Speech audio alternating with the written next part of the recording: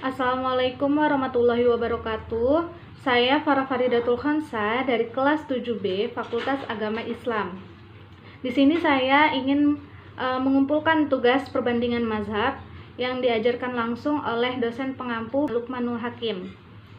Yang pertama ada adawul wudu'i ba'dal ghusli, yaitu bab tidak adanya wudu setelah mandi junub atau mandi. Nah, yang pertama ada man qala bi wujubil wudu'i ba'dal ghusli, yaitu seseorang yang berkata atau mengatakan dengan wajibnya wudu setelah mandi. Nah, dari bab ini terbagi menjadi dua bagian. Yang pertama, an Abi Hurairah radhiyallahu an qala Rasulullah sallallahu alaihi wasallam la tuqbalu sholatu ahadikum idza ahadatsa hatta yatawadda'a, rawahul Muslim.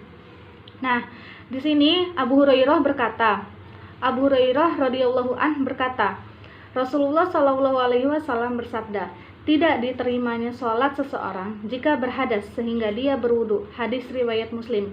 Jadi ketika kalian ingin mengerjakan sholat, hendaklah kalian untuk berwudu terlebih dahulu agar terhindar dari najis-najis yang ada di tubuh kita. Nah, yang kedua, qala Rasulullah sallallahu alaihi wasallam innamal a'malu binniyat, rawahu Bukhari. Rasulullah sallallahu alaihi wasallam bersabda, sesungguhnya perbuatan tergantung kepada niatnya. Selanjutnya, walaisal wudu'i gusla walal guslu wudu'i. Dan tidak ada wudu itu mandi dan tidak ada mandi itu wudu.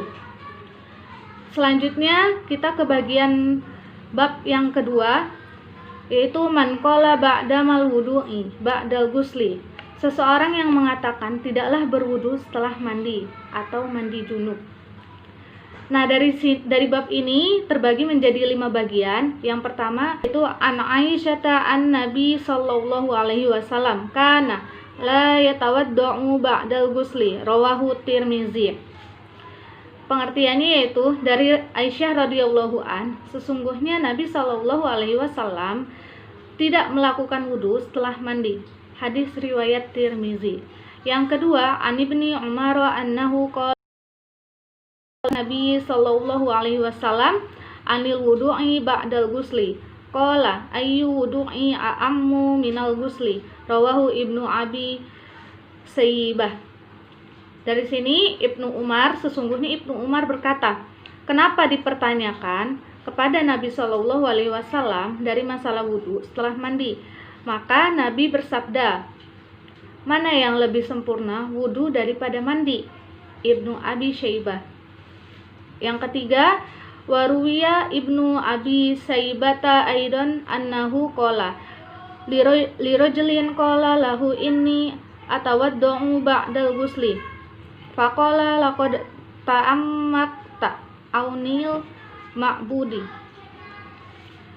Nah, di sini diriwayatkan Ibnu Abi Syaibah juga, sesungguhnya Ibnu Abi Syaibah berkata kepada seorang laki-laki, ia berkata kepada laki-laki tersebut, sesungguhnya saya berwudu setelah mandi.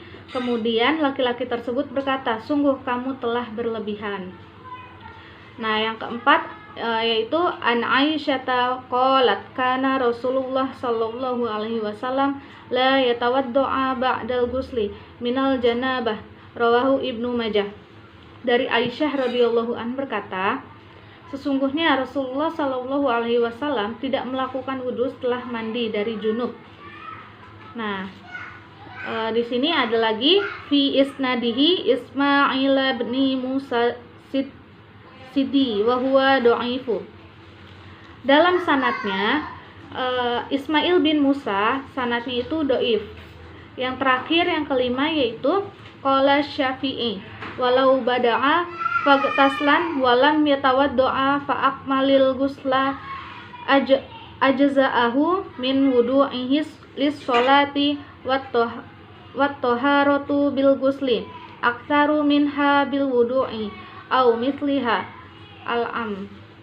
Yaitu berkata Imam Syafi'i, jikalau orang memulai mandi dan dia tidak berwudu, maka dia menyempurnakan bagian pencucian wudu untuk sholat. Dan adapun bersuci dengan mandi itu lebih sempurna daripada bersuci dengan wudu. Sekian Dari saya kurang lebihnya mohon maaf. Wassalamualaikum warahmatullahi wabarakatuh.